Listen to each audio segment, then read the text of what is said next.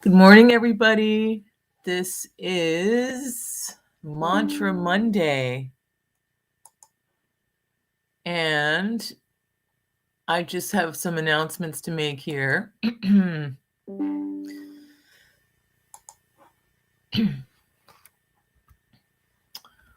I don't, the announcement is that we're supposed to have a holiday party on Twitch this Friday.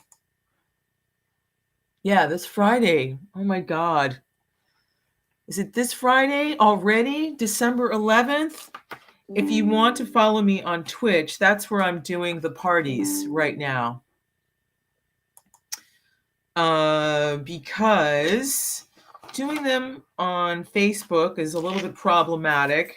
Every time I do a party on Facebook, I end up having these like big record companies trying to claim the work that I did with Tom Glide as their own, which I suppose is a compliment, but it's annoying. And then what ends up happening is that there's a little dispute and then they end up muting it. So if any of you guys want to watch the replay, you can't, and la la la.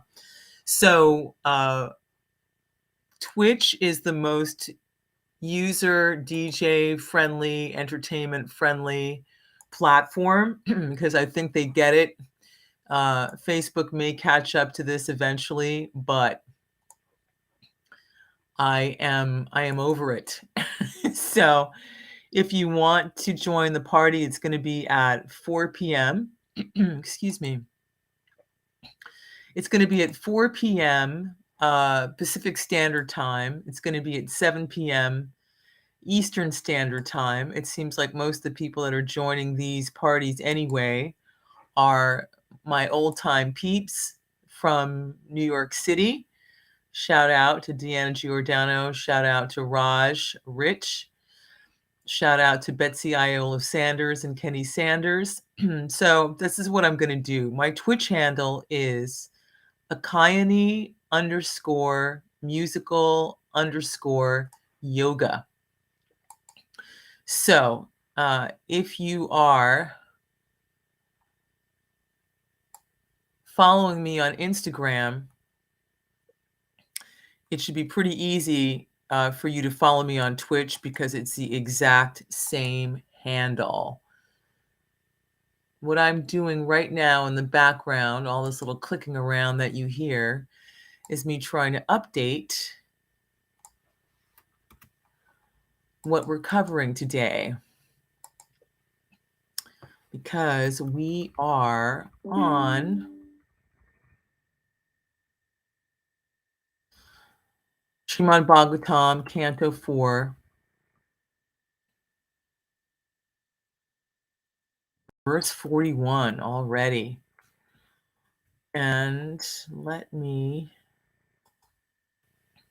Okay, I think we are successfully updated. I hope. There we go. We are successfully updated. So let me hide this now and show my face. Ho, ho, ho. How was your weekend? What'd you do?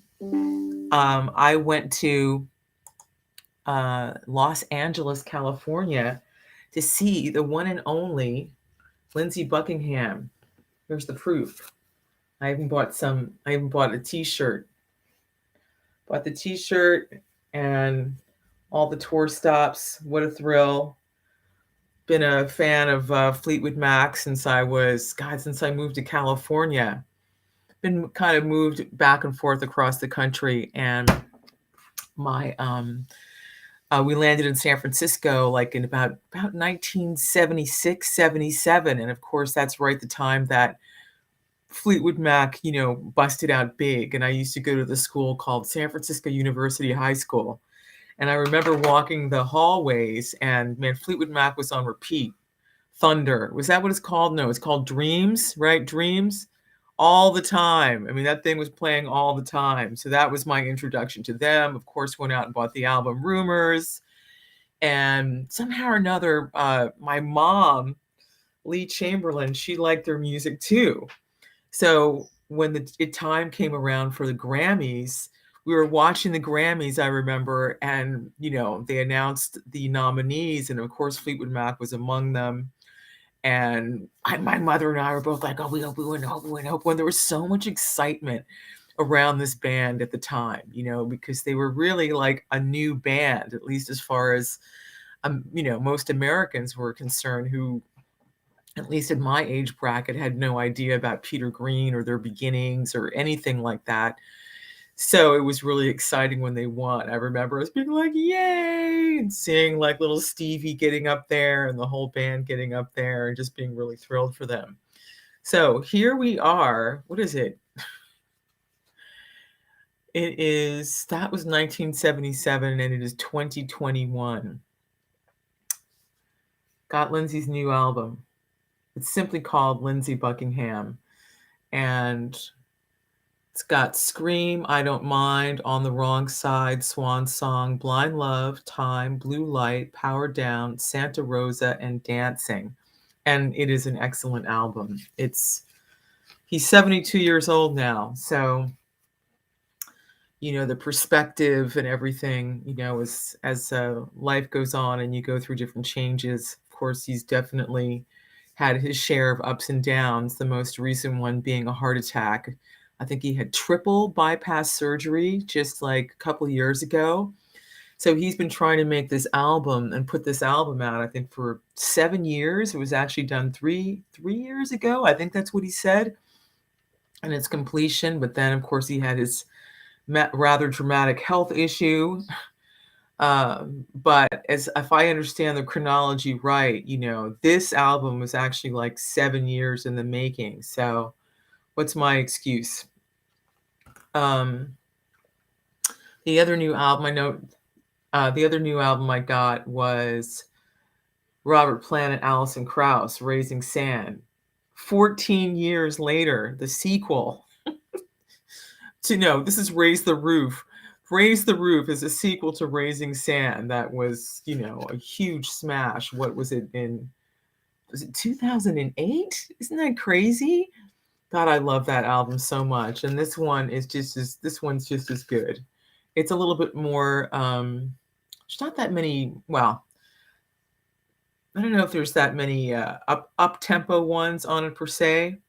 Well, of course, the up-tempo one that really stands out on Raising Sand is, I think it's called Gone.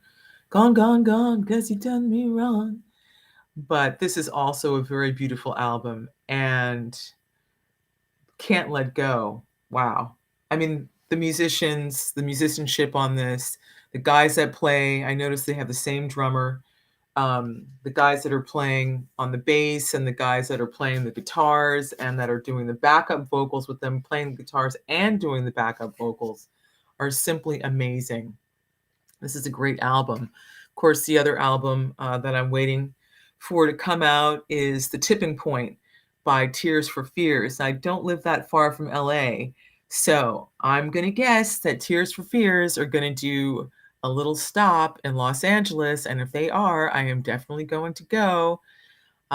Shout out to Lee Becker, who was kind enough to take me to see Tears for Fears. I think it was probably like their last tour.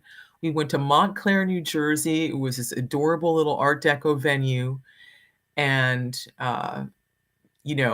that was, my God, I think that was like in 2014. So that was before Roland's hair turned completely gray. Talk about someone who's went through some shit. His whole head is gray because he lost his wife in 2017 after being the primary caregiver because she had a combination of dementia. She was an alcoholic. Also, I think she was on some pills.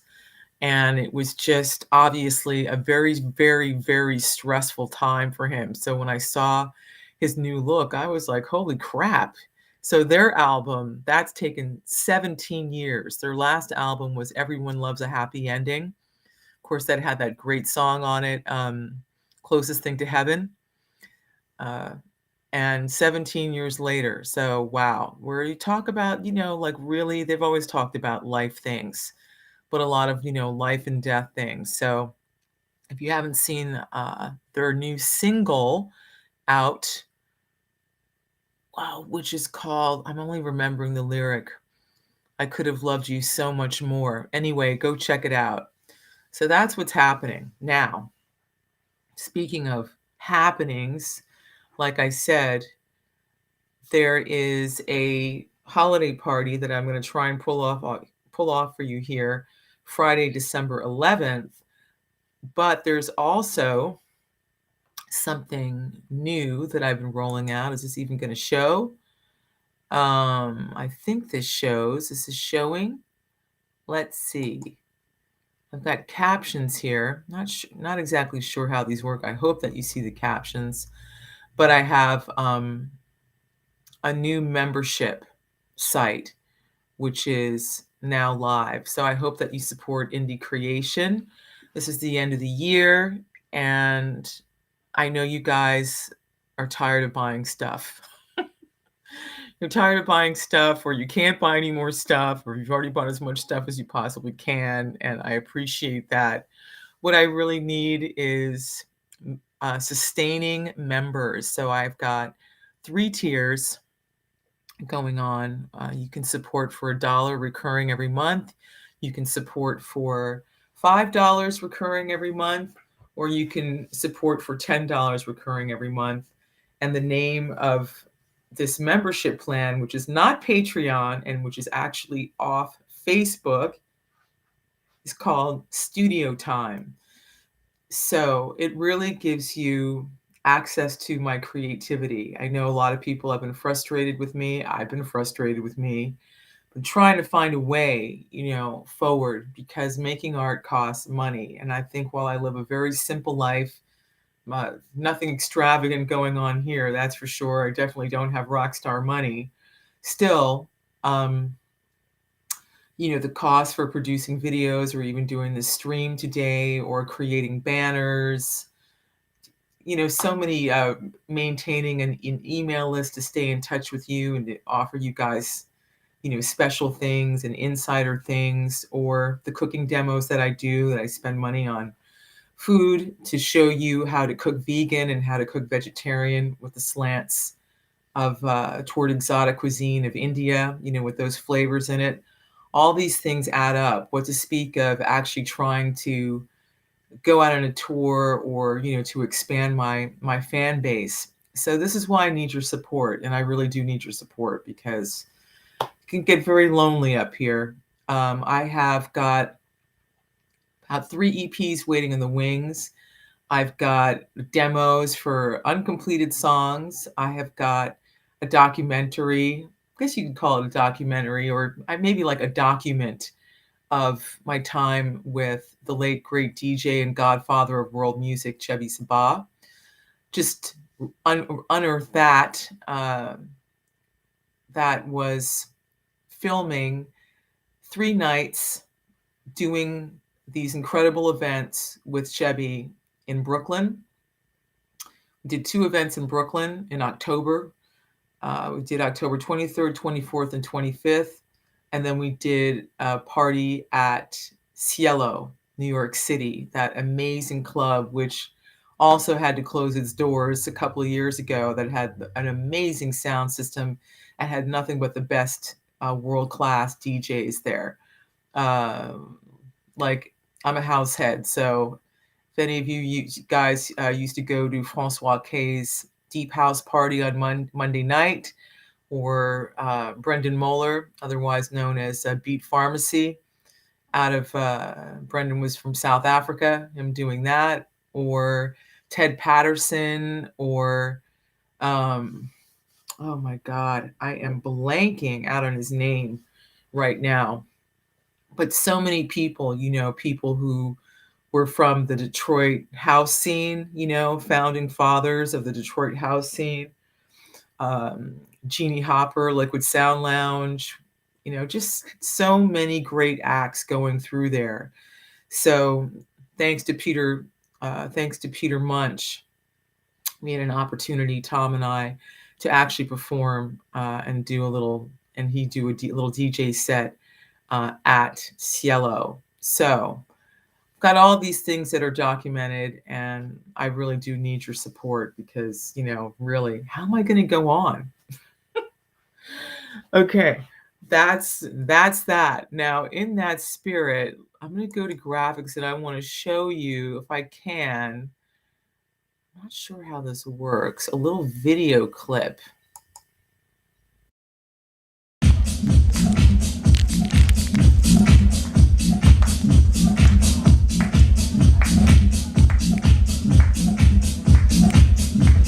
See the self by the pure mind and rejoice and relish in the self. See the self by the pure mind. And welcome to, once again, Yoga on the Dance Floor. I will be singing in Sanskrit. I'm also going to be singing in Bengali. I've done this in Austin, Oakland, Miami, and right here tonight in Brooklyn, New York at Littlefield. Yoga on the Dance Floor. Come on.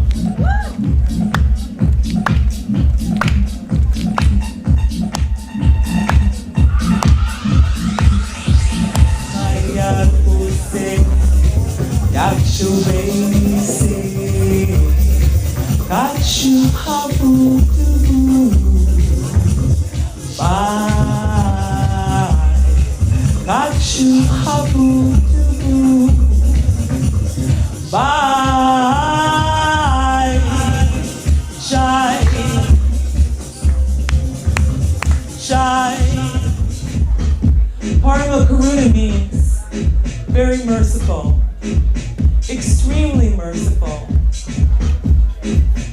Mercy's hard to find these days, but Pahuduijan, two divine brothers, Chaitanya Nitai, started this, what I like to call disco for yogis, a little over 500 years ago in Bengal. Parama Karuna, Pahuduijana, Nitai Gora Chandra. Sava Avatara, Sara Tiro Mani, Kevalananda Kanda. Bacha Bacha Ba, Chaitanya Nitai, Sudri Ravi Vasa Kori. Vishai Chaitya, Sera Semajia, Mukabala Hari, Hari.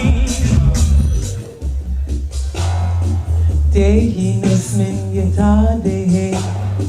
Komaram Yovanam Shara Tatra Dehantara Prapti Tirisakra Namuyati Prakrite Kriyamanani Gunayi Karmani Sarvasaha.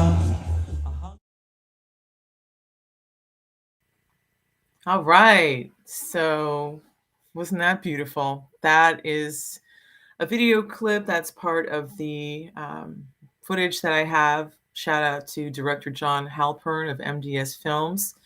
You saw John in the video clip filming. And this is a buried treasure. This is something that I really want to bring out to the best of my ability.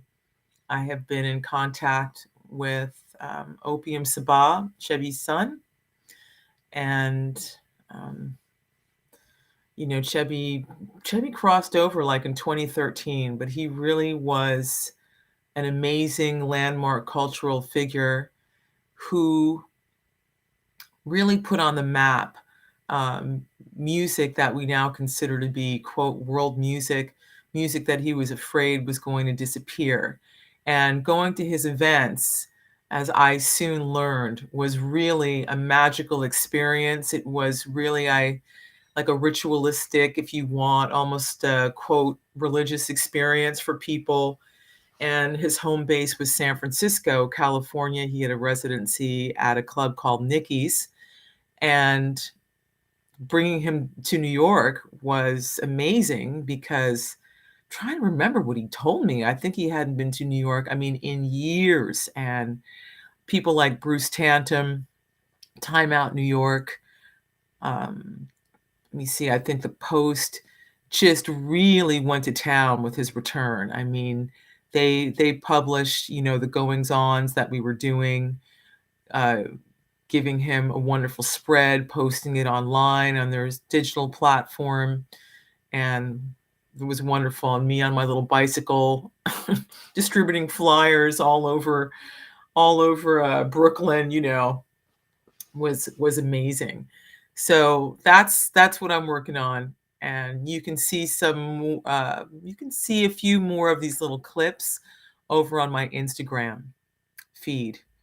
I just put up one yesterday of Duke singing like a bird, doing a little whistling for the event at Littlefield. There was a yoga class, which was kind of the lead up to the show. So we had food and we had a healing lounge. And so as Kindred Spirits was actually one of the bands that was on that bill. It was as Kindred Spirits who participated in the yoga session and accompanied that. And so there's a beautiful little clip of Duke accompanying that class in a very unusual way.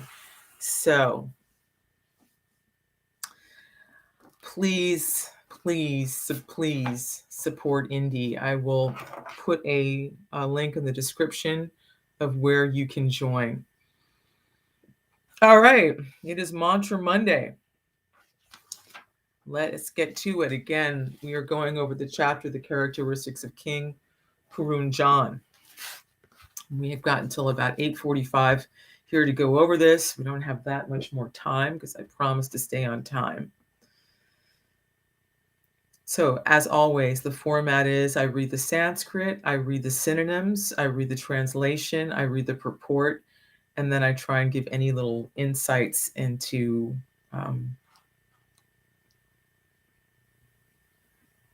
this transcendental knowledge. Nāma, vīra, vikhyātam, vadānyam priya-darśanam, priyam, prāptam, mādr tvādr patim.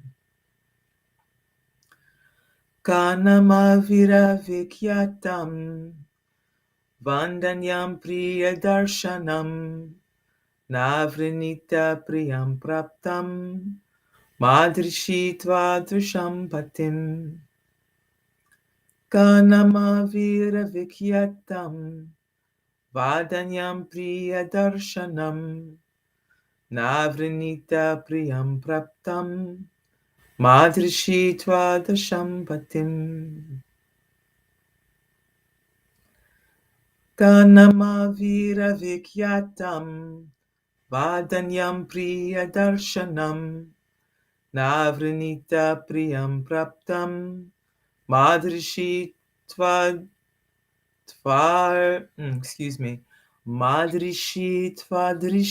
patim.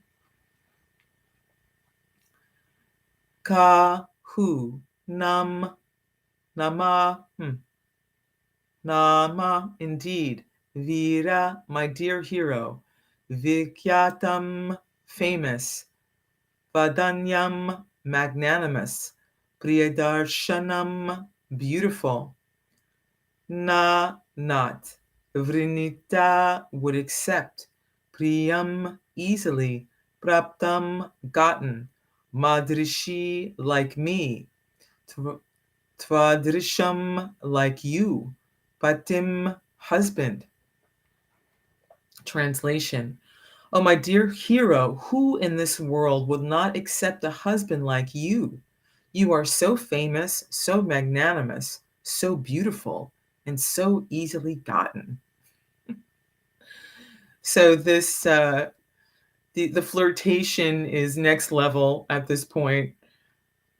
The allegory is that the king, the embodied soul, has been wandering around the city of nine gates, and eventually he comes to a garden and he sees this beautiful woman in the garden alone, but she's accompanied by a lot of her friends. She's accompanied by the mind, the 10 senses, which are represented by, and the life heirs, which are represented by the serpent, right? The 5 life heirs, and her servants, and then there are hundreds of wives. So The king is very captivated by her, starts to flirt with her, starts to sweet talk her, starts to ask her a lot of questions. Why is she there? Is she alone? Where did she come from? Etc. And then eventually, she reciprocates. So I'm going to read the purport, and I'm going to tell you right now that there is some triggering stuff here in the at the end of this, and there are some very difficult things in the Bhagavatam, and especially in the environment and the culture that we live in today that is filled with so much brutality. So let me go on, and I will try and talk us through this or explain this as best I can. Oh, my dear hero, who in this world will not accept a husband like you? You are so famous, so magnanimous, so beautiful, and so easily gotten. Purport. Every husband is certainly a great hero to his wife. In other words, if a woman loves a man, the man appears very beautiful and magnanimous. Unless one become beautiful in the eyes of another, one cannot dedicate his whole life to another. The husband is considered very magnanimous because he gives as many children to the wife as she likes. Every woman is fond of children, therefore any husband who can please his wife by sex and give her children is considered very magnanimous. Not only does the husband become magnanimous by begetting children, but by giving his wife ornaments, nice food and dresses, he keeps her completely under submission. Such a satisfied wife will never give up the company of her husband. Manusamhita recommends that to keep a wife satisfied, a husband should give her some ornaments, because women are generally fond of home, ornaments, dresses, children, etc. In this way, the woman is the center of all material enjoyment. In this regard, the word vikhyātam is very significant. A man is always famous for his aggression towards a beautiful woman, and such aggression is sometimes considered rape.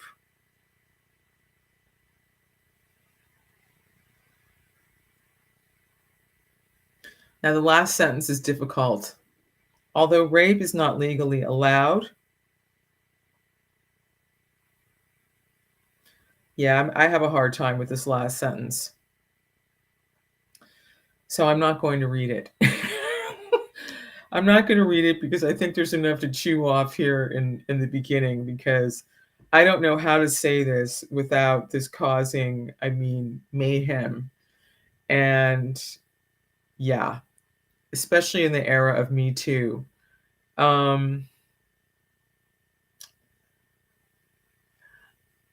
This whole allegory and this whole exchange between this beautiful girl and King Puranjana is really about the psychology of the soul once we become embodied, whether we become embodied as a quote man or as a quote woman. These are, of course, this is like a traditional paradigm. This is sort of before the age of, binary, non-binary, non-binary and all of that. Not to say that there weren't people that identified other than the gender that they were born in India back in the day, because there was that as well. There's actually a Veda that I wish I could get my hands on, which actually talks about the third sex. This is what we would call, gay, LGBTQ, etc. In quote our contemporary lives and at this point in time. But that aside, this is sort of an average Joe example here of what the average conditioned soul goes through when they come here.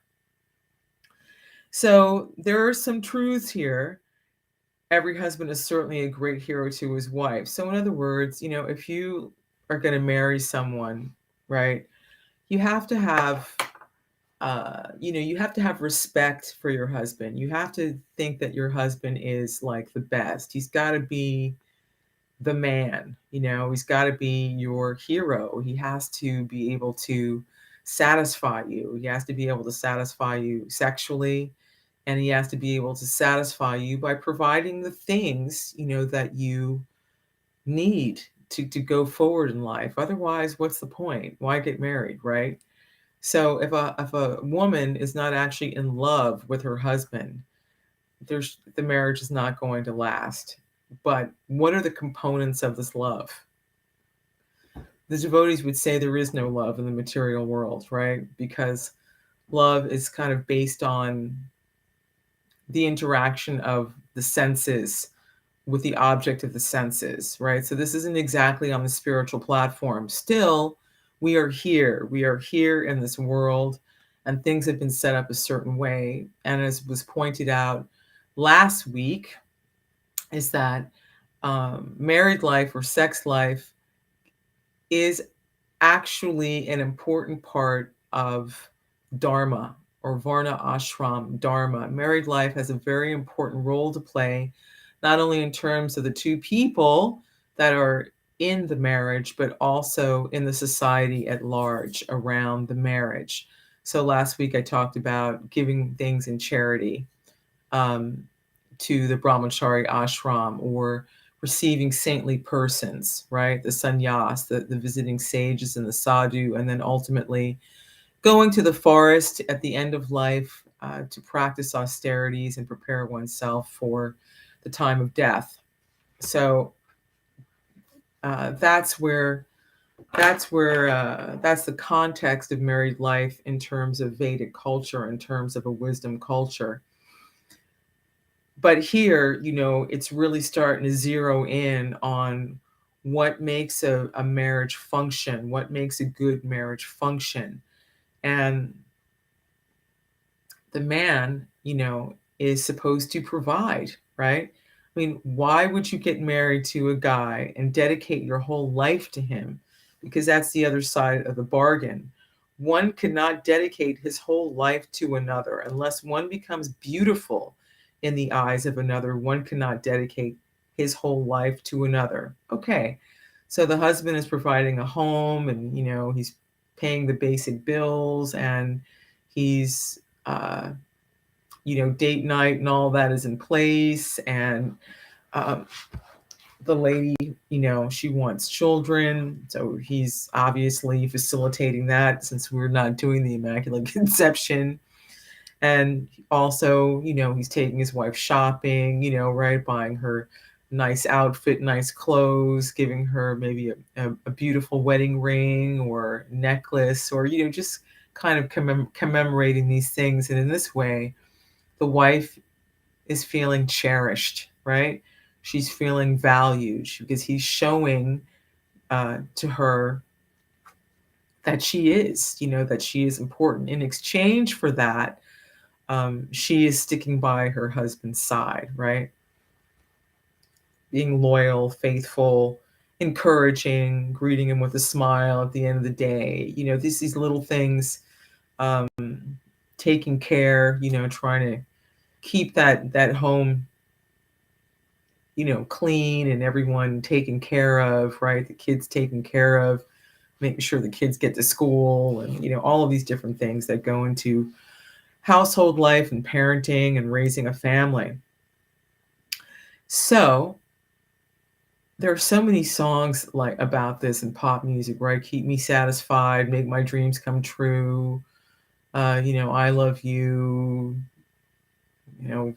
This way we'll go on and on and on forever. I'm trying to think if there's any songs about having children. Actually, Alanis Morissette has had a baby. I think she has got 2 kids right now, but she came out with a beautiful, beautiful video and an album kind of centered around her family life and her married life, which is totally awesome. And also, of course, her own continued healing. So there are some songs like that, or even there's some, trying to think, there's some pop songs like that. Oh, yeah. I'm so glad the day I found you. Wanna build my whole world around you. You're everything, good girl, and you're all that matters to me. You're my everything, you're my everything. Who remembers that song by the Temptations? So there you go. These concepts are familiar to us, right? So even though I'm talking to you about the Vedas and, the Srimad Bhagavatam and India and all of that, you can find these examples, kind of across the board. So the last sentence here, it says, the Manusamhita. So Samhita is hymns. I've talked about the different samhitas, the Manusamhita and the different samhitas last year when I was talking about the opulence of the absolute. So Manu, actually the word man comes from the word Manu, Manu, and Manu was one of the, let me get this straight, one of the 14, I hope I'm not mixing this up. I want to say one of the 14 progenitors. So time in Vedic perspective is divided up according to personalities, actually. So there are different personalities that appear, at different times during the life cycle of a particular universe, in different ages. So there are different manus, right? So basically, the Manusamhita is a guidebook. You could call it a law book, but it's a law book in the sense that it really lays out how to get along on this planet by going with the current and following along with basically cosmic law, being obedient to cosmic law within this universe so you can have a successful life as a human being.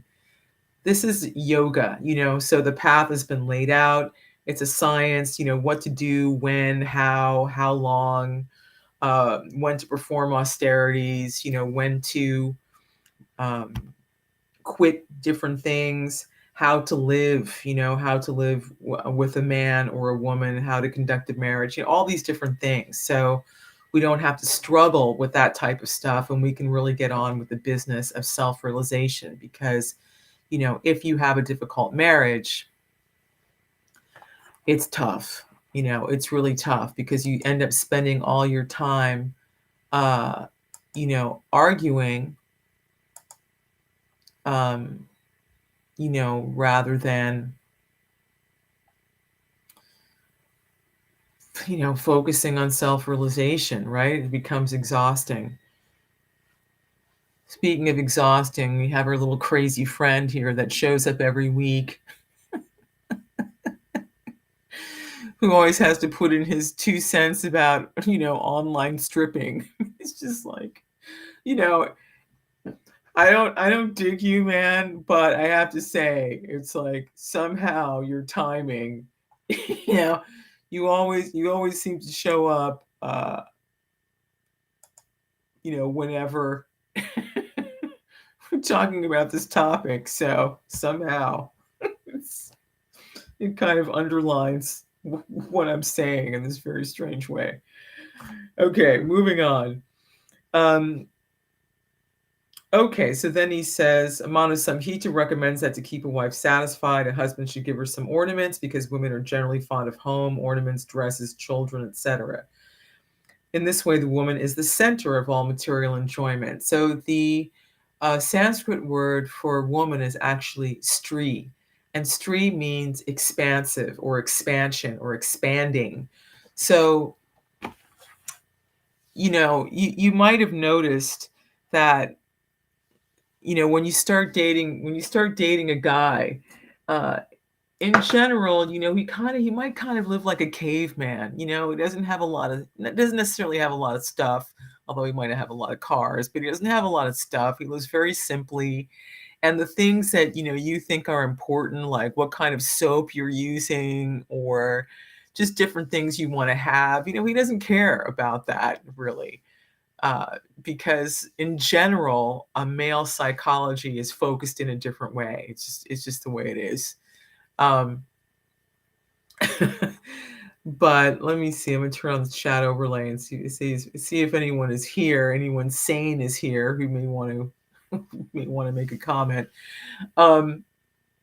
So in this way, women want. I mean, I'm a good example of that. You should see how many clothes I have in my closet. I have so many clothes, really. Of course, a lot of these clothes I use for performances and stuff like that, but still. Jewelry, I've got so much costume jewelry, or look at these earrings that I'm wearing right now, right? These earrings, were a gift. So I can definitely identify with that. Children, well, that didn't happen. It would have been nice, perhaps, but that wasn't my destiny. But yeah, for years, I dreamt about that. In particular, having a little girl, having a daughter. But so anyway, you get the picture. In this way, the woman is the center of all material enjoyment. I mean, if it were up to a guy, he'd live in a cave pretty much. The average dude doesn't really care about that stuff. But for the sake of the woman, right? For the sake of the woman that he is bringing into his life, he is prepared to pay and add on all types of things and get all kinds of things for her sake, just to keep her happy, right? Because what's the saying? Happy wife, happy life. Okay, then it says, in this regard, the word vikhyātam is very significant. So vikhyātam means famous. A man is always famous for his aggression toward a beautiful woman, and sometimes such aggression is considered rape. Okay, so how can I say? This is like, people always want to know how you met. People want to know, and this is a thing, too, with dudes, or at least, I mean, I can just speak from my own experience. Well, how did you get her? How did you find her? How did you, I've heard different stories. For example, one guy was working somewhere, and a woman and her boyfriend came in, and he fancied her. And so what he ended up doing was he ended up over serving the boyfriend too much alcohol. The guy became really incapacitated, couldn't drive home, and so he ended up driving her home and basically stole her away from the other guy, and they've been married for, I don't know, 40 years at this point. So, we like those kinds of stories. Or in Vedic culture also, like, I can think of so many stories like this. I can think of so many stories, and there's so many stories of a guy who ended up getting the girl of his best friend, right? There's a zillion stories like that. Or in Vedic culture, the Svayamvara, right? So a qualified girl, a princess, a Kshatriya princess, would have a Svayamvara, and it would be a competition. All the princes would turn up, and there'd be these crazy competitions to win her hand. And at the end of it, she was allowed to actually choose who her husband was, right? But it didn't always go that way. Sometimes she'd choose her husband, but when they were leaving, right, for her to go to his home, someone who didn't agree would try and kidnap her, right? So could be like fights and skirmishes even after all of that. So this is a thing, or I mean, it's a theme that runs through so many romances. So in this way, this is one of the way that men become famous in this world, or infamous, right? I don't have to go into a whole long thing about Me Too and, all the sexual assault and illicit activities and things like that that have come to the forefront in the past several years of, men that were, quote, very famous, who have now become infamous for that. Now, I will say also that sometimes women actually will prize a man who, quote, has got game, right? So there may be more than one suitor, there may be 1, 2, 3, 4, there may be several guys interested, but who's going to win, right? May the best man win. Who's going to win?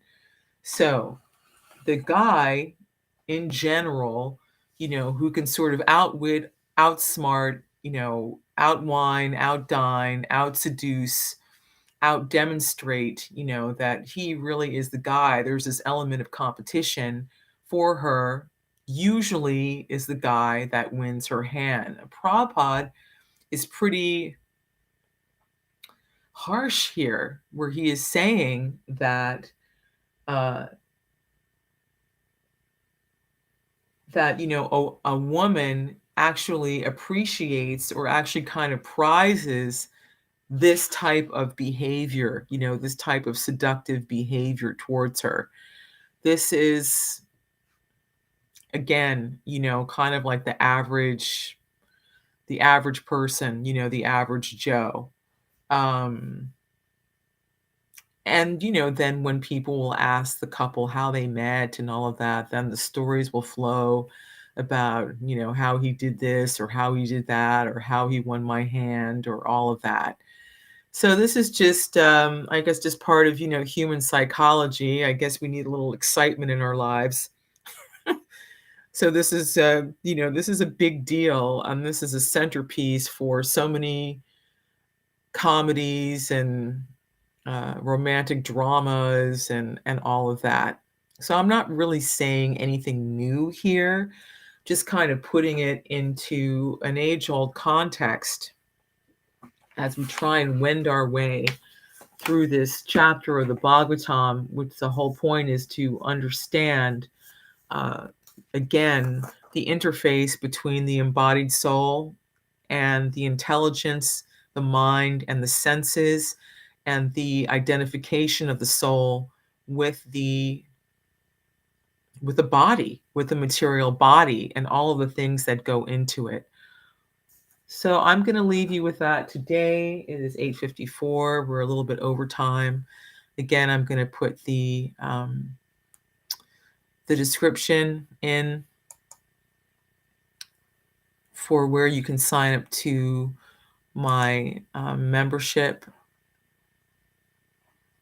And I appreciate your support. Hopefully I will see you on Friday for our holiday dance party. Please follow me on Twitch. My Twitch handle is, I'm going to type in the chat right here, it's Akayani_musical_yoga. I will no longer be doing parties on Facebook because it's a huge pain in the ass. Okay, bye-bye now. Namaste.